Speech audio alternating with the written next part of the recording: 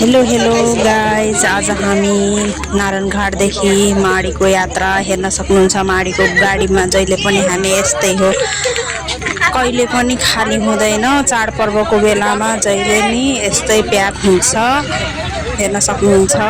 तर जे होस् रमाइलो पनि एकदम भयो, जन्ती आएको फिल भइरहेको थियो।